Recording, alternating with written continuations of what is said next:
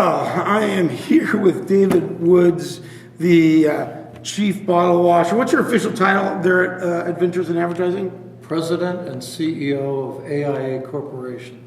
President and CEO. I feel like I'm in the company of greatness here because you really are an industry icon, and I've really appreciated our friendship through the years, and it's just great to spend a few minutes with you. It's great to see you too, Jeff. All right, well, I'm going to ask you some hard-hitting questions here because our audience, the Free Promo Tips audience, would like to know just a few things and how you view the industry. So we've gone through a tumultuous 2011. We're going into 2012. What do you see as the biggest challenges that are facing our industry? I think one of the biggest challenges that I see is just keeping up with all the information, all the change in technology and products, product safety. It's part of the issue, I think, in society today. There's just so much information coming at you. It's hard to focus on the key things that are really going to make the difference. Right, and how can we address that? Because it is overwhelming. I mean, it's coming at us so fast. What do you think is a way we can... Well, I think continuous education, really staying abreast of the trends, being active at PPAI, regional associations, attending ASI shows, really trying to... I think each of us has to spend a significant amount of time just continuously re-educating ourselves, because it's changing very, very quickly. Right, education is a key, and that's what we like to convey to the Free Promo Tips audience is if you are savvy about all these issues, you're going to have a competitive advantage in a marketplace over the, what do we say? Well, my good friend Mark Graham, the trunk slammer. Absolutely. The guy comes out, here's the catalog, hey! You got to be... I think more and more of those people are just falling by the wayside. There isn't going to be a market available to those people. They won't have the skills, they won't have the knowledge, and the kinds of buyers they used to sell to just aren't there anymore. Right. Or they're buying right from the internet. Right, absolutely. So, David, there are a lot of great distributor organizations that are out in the industry. Could you give me 3 things that distinguish AIA, or the things that people would find attractive about your company? Sure, let me try. The first, I think, the one that pops into my mind immediately is our culture. We have a great culture at AIA. It's a family-oriented culture. Morale is very high. People enjoy working together. The people that we have in the home office and in the field, the company employees really enjoy their work. They love working with our owners.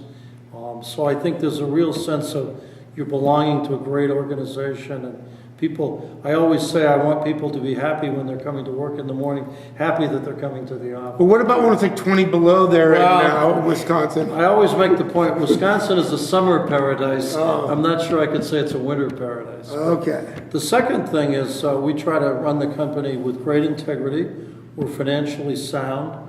I think if you talk with the supplier community, you'll find we're an easy company to work with.